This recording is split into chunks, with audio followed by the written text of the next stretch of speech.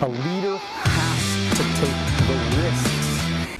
So Savi win, Savi right? win, that's me. All right. So is that your like legal name or? So my name is Savannah Wynn. Okay. And how I kind of got the username Savi Wynn, SAVI, is my old Instagram account was Savi with my last name NGYEN, but I never intended on doing this Instagram, so I didn't want to lose that username. And so it's like, oh, I'll just make it phonetically Win, and we'll go from there. That's awesome. No, I love it. I mean, I love anything that has a win in there. That's right. kind of a good thing. It suits my branding now. It's a lot easier to read. It's a cute username. So. Absolutely. I just wanted to make sure I got that right. I mean, and so why did you want to be a trainer? Like, how did that all begin for you? Well, I actually didn't. I kind of fell into this. Back in the day, I actually worked in operations for a safety training center, and so it had nothing to do with fitness, but I was very much someone who thought that you had to take a very traditional route, so work a job and your passions are more of a hobby. So I was always lifting. I grew up as an athlete, and then I graduated school early, so that sports career ended very soon. Okay, So wait. So you graduated early, so you're that smart that you didn't have to do the full amount of years? Well, so I graduated high school early. Okay. I was just How? younger. So I did homeschool, and I went into school There for you go. testing, Okay. and so I just accelerated my years there. Mhm. I did start at college. I went to San Diego Canyon College, got my associates, and then transferred over to UC Irvine, but ended up dropping out because then I found this new career. Okay. Yeah, All so right. that's kind of how I got started. I saw fitness as more of a hobby. I wasn't really online. I didn't know what other parts of the industry I could be a part of, and so doing personal training wasn't lucrative enough to support the lifestyle I had, and I really liked my job.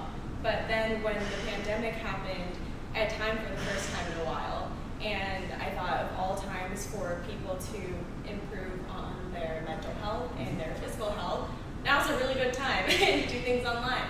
Okay. And so I made an Instagram account, I made the username Savi Wynn, and I figured if I could help give back what fitness gave to me, the discipline, the commitment, the self-love, the confidence, and then also the physical health, if I could give that back to other people and help them sort through misinformation and marketing through my education and personal experience, that'd be awesome. And then I'd delete my Instagram and everything would go back to normal because I was in a little denial about COVID and stuff. Okay. And So wait. So how did you feel about COVID then? Like, what did that mean to you? Like, when all that happened, did you get down? Did you get motivated? Were you scared for your health? Were you like, how did you feel about all oh my that? gosh, I was so down. So for the first time in a long time, I was experiencing just negative thoughts. I was down in general. My energy was low. My motivation was fleeing. And a big part of it was because I didn't have the gym anymore. Mhm. And so that's why I got out of my little denial phase of things opening back soon and started finding alternatives and wanted to teach people how to do that too. And so what do you think about all that COVID? I mean, were they right to lock everything down, and were they right to close everything and shut down restaurants and all the different places? Were they right to do that, do you think, in your opinion? In my opinion, I don't know what the absolute best option would have been. I don't think anyone really did. I think it... Because they shut down gyms too, right? Right. So yeah. I thought it negatively impacted health in a lot of ways in which people lost those healthy aspects of their lives. Right. So 'Cause- it kind of had some adverse results. Yeah, because, I mean, if you think about it, the healthiest life that we could have has to do with air, with breathing, right? Mm-hmm. And exercise. Right? Right. So they took that away. You had to wear a mask while you're working out. I mean, that was kind of scary for a lot of people because a lot of people passed out. A lot of people had a lot of health issues because they were wearing that mask so long. Mm-hmm. And so do you think that was a negative issue? I do. I think a big part of why I also found it as a negative issue is it took out human connection too. Mm-hmm. And being able to be with people, see people, talk to people, Mhm. or even just have the connection of like, you can see me smiling, you Yeah, know? yeah, of course. Yeah, when you have a mask, you can't see somebody smiling, right? So totally. And so, how much like our health? How much does it like? Does food play a role? Because people eat like shit, right? I mean, really. I mean, people eat bad. I mean, there's fast food on every corner. There's so many unhealthy ingredients and things like that. And I think California just banned like 12,000 ingredients or something like that they can't put in foods now. I don't know if you know anything about that, but Yeah, so I think you are what you eat, and so what we put into our body matters a lot, and we only get this one body, and I think we forget to treat it well for that reason. And so, I think nutrition plays a huge role in how we feel, how we act, our energy, because if I eat even like just the mental aspect of it, if I eat something that makes me feel like crap, I'm way like the likeliness of me taking care of myself go down significantly just based on how we feel. Totally. And so are there certain foods that you stay away from that you're like, I am not going to eat that shit? Like, honestly, no. I'm actually a huge foodie, so growing up, food was always a love language, especially with my culture and background. Okay, what's your culture, first of all? So I'm Vietnamese. Vietnamese, okay, Yeah. awesome. Yeah. And so I love food, and I'm all about sustainability and balance too. And so I think if you ever try to restrict yourself or overly limit yourself, it has its drawbacks. And so I'm actually very inclusive with my diet. It's very diverse, and I make room for everything. So you're not opposed to eating something fried, or because I'm sure in the Vietnamese recipe there's got to be some fried foods in there somewhere, right? Yeah. So no, I'm not opposed to it. So you'll eat it still, right? Of course. Okay, all Yeah. right. So how do you then balance all that with, like, do you just make sure that you know, so let's just say it's Sunday, right? And you go to your mom's house and you have this big, I saw on your Instagram, you have like a big spread at your mother. Your mom loves to cook, right? Yeah. So big spread, and then maybe there's some unhealthy things in there somewhere, and you eat it. So do you like just eat good for the next few days to kind of get yourself back going, or it doesn't matter? Like, I'm personally really good at things like moderation and discipline, and so I'll make sure that it fits into my macro targets. Okay. And so if I know I'm going to be eating really low protein, really high fat, really high carbs at the end of the day when I'm at my mom's, I'll eat higher protein, lower fat, and lower carbs at the beginning of the day, and the macros end up totaling out to the same thing. Okay. But also, with that being said, it's not like I have a bikini competition coming up, and by a specific deadline I have to look a certain way. So for me, with my personal diet, worst case, say I don't make my macro targets, I go over or I'm under somewhere, I don't beat myself up for it either, because I think personal experiences and human connection are really important, and I want to share those memories with my family, and things like that are more important to me than looking rich the next week. Right. Yeah, especially if you don't have a competition or something like that, right? So. But that also means I have to get back on track too. So if I allow myself to do those things, I don't stay off of track. Right. Yeah. So I try to maintain those disciplined habits overall. So that's the key, right? So discipline. So do you see that as one of the issues most people have when it comes to working out? Because you obviously are a trainer, so you have clients, and you're trying to keep them on track. Do you see discipline and consistency as being one of the biggest issues? For sure, because so much of it goes into habits too. And so if we get used to letting go, staying off of track, then that becomes the habit, and that becomes a lot easier to do than having the more disciplined routine. You know, I was interested in the fact that you do a lot of social media, and you are always posting like every day, like your stuff, because you're trying to build an audience, right? And so tell us about that. Like, what inspires you to consistently post all the time, and why is that good for your business from an entrepreneur standpoint? From an entrepreneur standpoint, I think it's important to also nurture my audience, not just grow it, so to continuously provide value for them and educate them. And then integrity in fitness means a lot to me, especially with me falling short due to just decades of marketing and knowing better, or having trainers who I trusted to be experts give me misinformation. And so I think it's an absolute privilege to play a role in feeding people accurate information based on science, research, and evidence. What are some of the pieces of misinformation that you think you see people get that you're like, that's not right? Oh my gosh, I don't even know where to begin. There's a few, right? Yeah, okay. there are a lot. I think the highly restrictive diets are one that bug me a lot when people take out entire food groups or villainize food. And so I think it disrupts people's well-being in general, both physical and mental, of not understanding why they can't have those or going into spirals from the insane restriction. Mm-hmm. And so things like, so at the end of the day, so if we're talking about weight loss, for example, mm-hmm. fat loss, Mm-hmm. it's simply calories in, calories out. You have to be in a calorie deficit, so you have to either be burning more calories than you're eating or eating less calories than you're burning. Right. And you'll lose fat that It's way. kind of a no-brainer on that part, right? I mean, losing Kind of, weight. but it gets confusing when people see things like the keto diet or the Right. carnivore diet. They're like, oh, so eating fat is what's making me fat, or like eating things that aren't meat are what's making me fat. But it's just as simple as those people are getting results because they're consuming less calories than they're burning. Oh And my there are God, I'm many so ways to do glad it. you said that because I've been telling that to people for like so many years. I'm like, without, being a jerk about it, it's like, wait a minute, you're just consuming more calories. Like, you don't have to have the double. Like, you can have a hamburger, Yeah. right?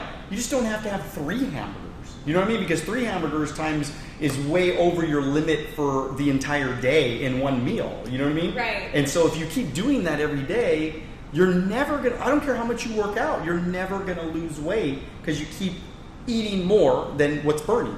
Right. Like if I ate 6,000 calories in a day, it'd be extremely difficult for me to go and try to burn 6,000 calories. How are you going to do that in a day? You go to the gym all day long and you can't do that. But right? I think people often struggle to own up to it too and think that they defy the laws of science and they're like, no, I'm doing everything, I'm trying everything, it's not working. But it's as simple as just eating calories over your goal. Because people ask me all the time, I'm not a workout rat or gym rat or anything like that. I mean, I like working out maybe 3 times a week, 2-3 times a week. I'm not like crazy about my food. I'm not like person like if I want to have, me and my son will go have In-N-Out burger every once in a while and stuff like that. I'll eat what I want to eat. Yeah. I just know that if I eat a lot today, right, if Thanksgiving and I just go crazy eating everything, well, the next few days I just have a bunch of green drinks and I just kind of limit, kind of watch what I'm doing and just get on my normal schedule type thing, kind of disciplined about it. Well, then I'll I might gain 2 pounds or 3 pounds and then it just drops pretty, consistently after a couple of days of just working out or just eating a little bit better or whatever. And I don't think it has to be that complicated, No, so it sounds like you're pretty good at calorie cycling. So for the macronutrients, your carbs, fats, and proteins, Mm-hmm. fats and carbs actually carry over back and forth pretty well. Protein is the one you want to hit every day if you can Mm-hmm. for optimal results. But like you said, if you had really high carbs and fats because it's Thanksgiving and then the next day you lean those ones out, it ends up equaling the same thing. Yeah, exactly. And your weight goes back to normal. Exactly. Yeah. And I've just been doing that forever. It's like, Yeah. and people ask me, how do you stay so, because, I just turned 70. So, I mean, for 70 years old, I look pretty decent. You look amazing for No, 70. I'm No, I was like, I'm not 70. But no, but people ask me, like, how do you, take care of yourself for so long? And just, it's pretty simple. Now, again, more about like the macros and all that kind of stuff. And I probably am not getting a lot of gains because I'm probably not eating enough protein and things like that. So I'm never going to get big because I don't like overly do my I don't know. Tell me about that. If somebody wants to add bulk to them, how do they do that? so if that is their goal, it sounds like it's not your goal, so you're still Not achieving so your goal. much, yeah. So I would definitely utilize resistance training especially for bulking up and prioritize getting in those calories. So if someone's under eating, to eat more and tackle that goal first, and then try to increase their protein intake. So I usually recommend 0.7 to 1 gram of protein per pound of body weight. So if you weigh 140 pounds, to try and consume 140 grams of protein. Okay. And so how many grams of protein are in like a piece of chicken or something like that? How many? In like would you 4 say? ounces of chicken breast, I believe it's 22 grams of protein. So that's a lot of chicken. Like you got to eat. If I'm going to do 140, I got to eat 8 pieces of those chicken. Right. So it's that's super difficult. That's why I like to tackle these goals in steps. Okay. So I compare it to school. If you tried to major in all the subjects, you'd probably be shitty at all of them. Right. But if you focus on one thing, become the master at it, it's a lot easier to then become a master at another thing. Right. So one thing at a time. But protein is definitely one that gets easier over time. And that's where supplementation can be really useful. There you go. I don't think it's 100% necessary, but if it serves a purpose in your life and it's working well for you, they're great. Then do it. Yeah. That's cool. And so how much is, like, in your opinion, working out, getting healthy, changing your life, all, building a business, becoming successful entrepreneur, all that stuff, like how much is mindset to you? I think the majority of it is mindset, because if you don't have the right mindset and see the growth potential in yourself and in your business and in your life and health, you won't really go anywhere. Mm-hmm. So I think it takes those steps and it takes putting in the work. So I think it plays a huge role. And like that's where you were talking a little bit earlier about the consistency, that's accountability. So when you were working with your coach, were you guys talking like every day, or were you pretty consistently talking a lot? So I think for me it's a little bit different than how I coach my clients, because they do need a lot of that accountability. Brett serves as a coach for me for other reasons, so getting deeper into the science of things, learning about the latest research, comparing my clients and myself to his 30 years of clients and our squad of coaches. And so for him, he coaches me more as a mentor, and then I myself am pretty good about following my program. I'm pretty disciplined. Yeah. Yeah. I can see that that's got to be a major piece of how you're building your business, how you're doing your social media, how you're, of course, training yourself. It's a lot of just self-discipline. For sure. And I think fitness there's so many ways to grow your self-discipline, but for me, it's been a huge role because it's something that's very tangible. So showing up in the gym every day, going through a hard set that I don't want to do, but I'm going to do it anyway because it serves a long-term purpose.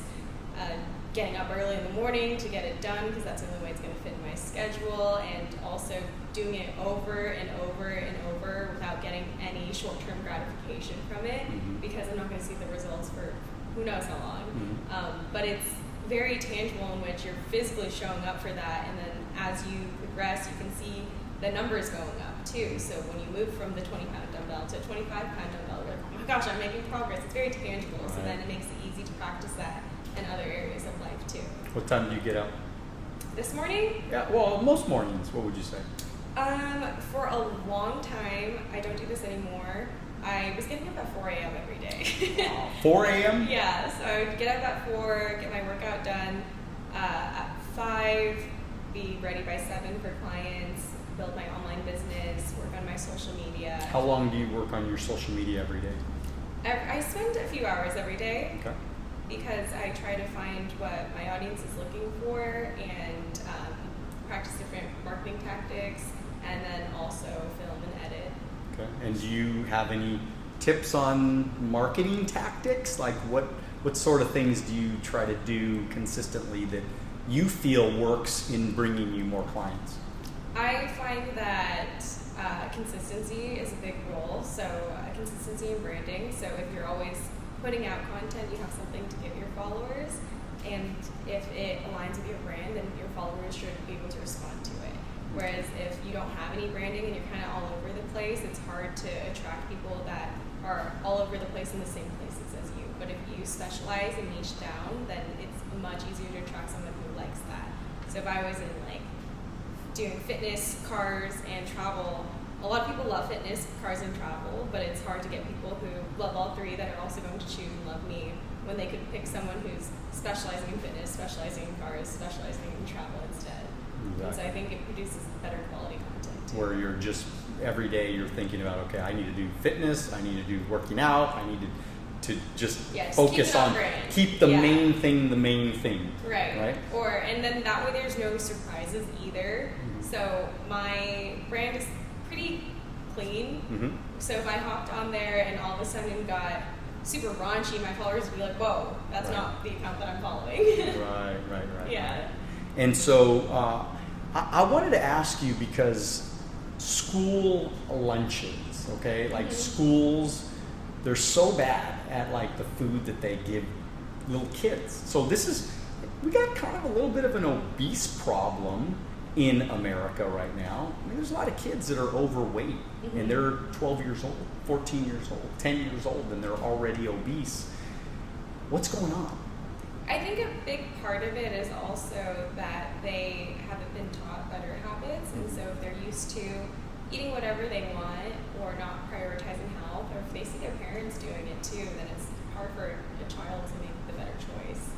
If the pantry is full with crap food all the time, and the parents are eating it, right, and then the kids will eat it, and next thing you know, the kids are overweight.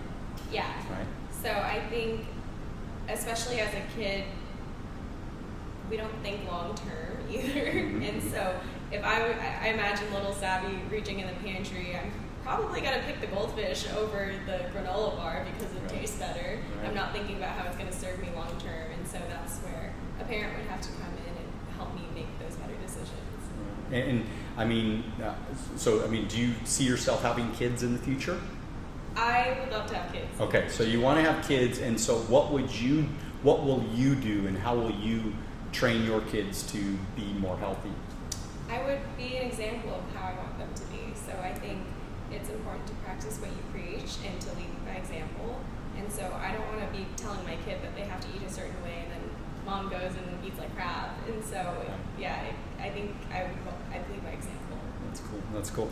And have you had any failures yet? I mean, I know you're pretty young. I don't even know how old you are. I'm not going to ask you, but I mean, and you can tell us if you want, but have you had any failures yet in your life? A big failure was one that happened this year, I guess.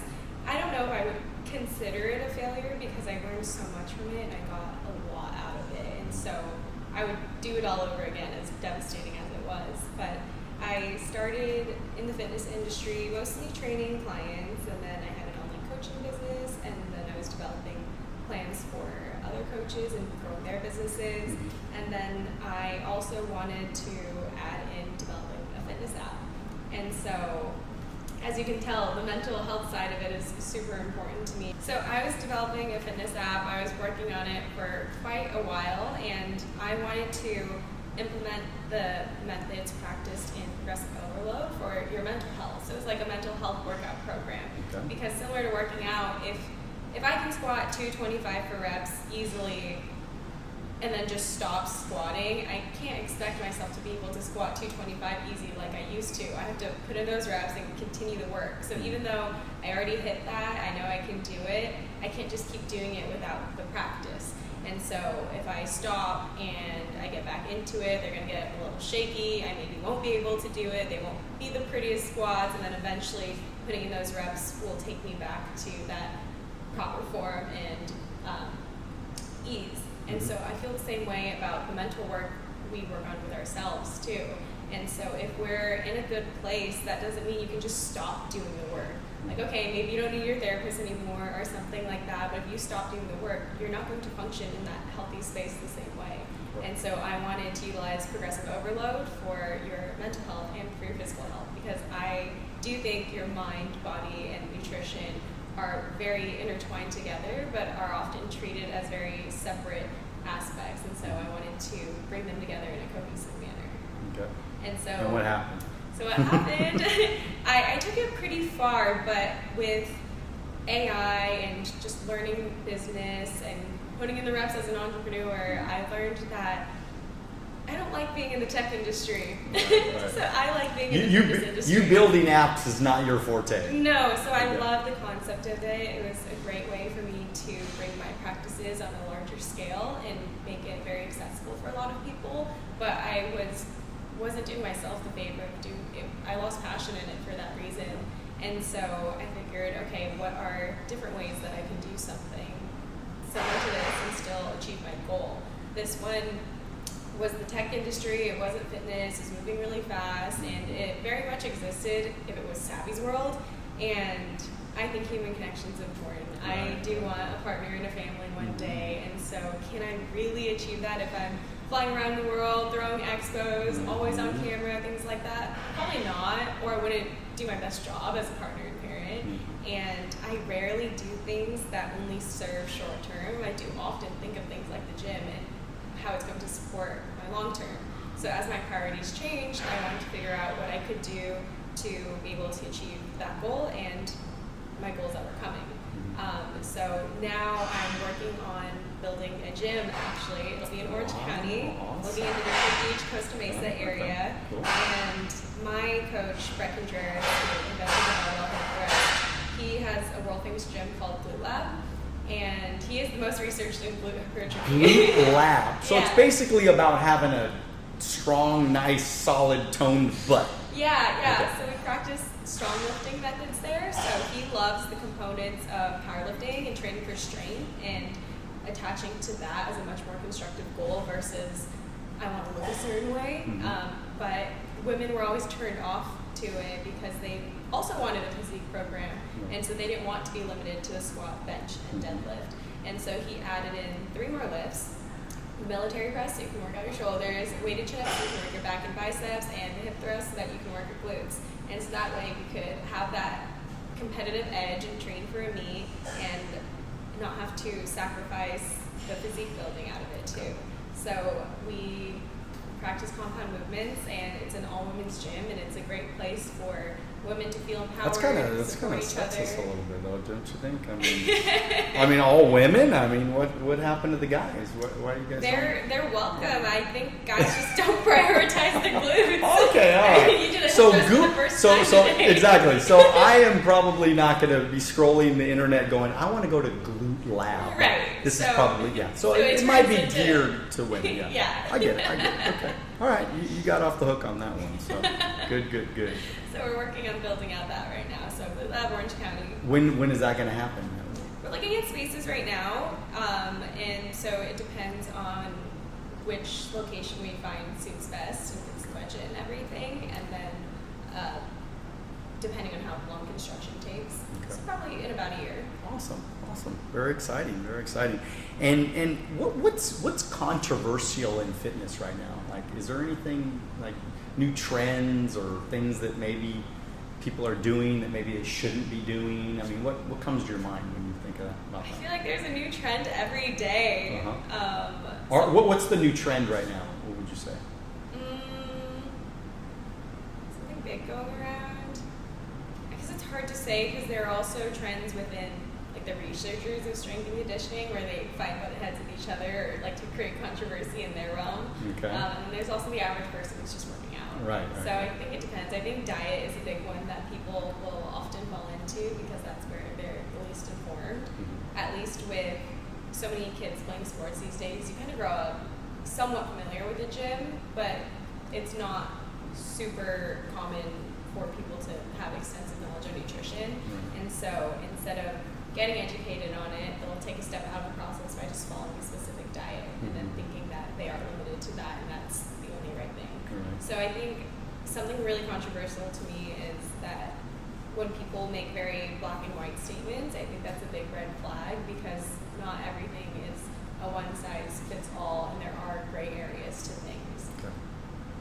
And as far as your future, your like the next chapter in your life, what do you see taking? How far are you going to take this fitness thing in your life?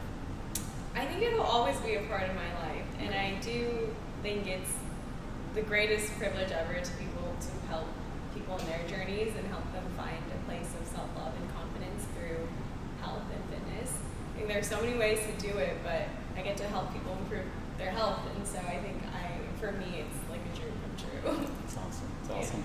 Okay, so I want you to talk to this camera right now, all right? I want you to tell everybody how they can connect with you, okay? So, because, you're going to get a lot of people. They're going to DM you, and they're going to go, Savi, I want you to train me. I want you to help me. I need advice. I got to get my health in check, and I'm just sick and tired of being sick and tired. I need you. Okay, so it's going to happen, all right? Because they're gonna send a message. They're going to send a message to you, and they're going to say, I saw you on Wealth on the Beach podcast with Daniel Alonzo, and I am so excited to see you there. That was so cool. Teaching Daniel how to do hip thrusts was the highlight of my day. And so what do I do now? So tell them how to get in touch with me. I'm Savi Win. You can find me on Instagram, TikTok, and YouTube under Savi Win, SAVIWIN. And you can click on the link in my bio to find out more about my online coaching. Awesome. And thank you so much, everybody that is watching right now. Please do me a huge favor. Go out and DM Savi. At least have a conversation. At least tell her great job on the podcast today. At least what value I can provide. There you go. Exactly. It doesn't have to be anything specific. Just ask how she's doing, and just thank her for her time today. I would really appreciate that. Send all your comments below. Any questions that you have for Savi or me or anybody, just send them out. Throw them on the comments, and we will get back to you as soon as possible. I answer all of my comments. I'm always on Instagram. I'm answering my DMs. I'm answering my YouTube comments as well. So check us out on iTunes and Spotify if you want to listen to this podcast. If you want to watch it, of course, we're on YouTube. But the most important thing is that you start to get to a place where you take health seriously, right? I feel like I have so much more energy. I accomplish so much more. I'm able to get so much more accomplished in my life. I believe it's because I've taken health seriously for my whole life. I've really made sure that I was making good choices about what I'm eating, how much I'm eating, good choices about staying fit, trying to get in the gym as much as I possibly can. This is a decision that you got to start making in your life and start getting serious about in your life, because look, you can make a shit ton of money. You make a lot of money, but if you're sick in a hospital, man, I mean, money means nothing, right? You got to take care of yourself. You got to, and having a partner, a trainer that's going to guide you is going to make your journey so much easier, because you're going to have somebody hold you accountable. You're going to have somebody to kick your butt when you need your butt to be kicked, right? You're going to need somebody that's going to show you the proper form and the proper ways to do things, so you can make gains a little bit faster. So why not find somebody like Savi that is willing to guide you in the best way possible. And so again, and like I always tell you guys, make sure you continue to dream bigger than ever. Get after it, but most importantly, do it now. God bless you. We'll see you at the top.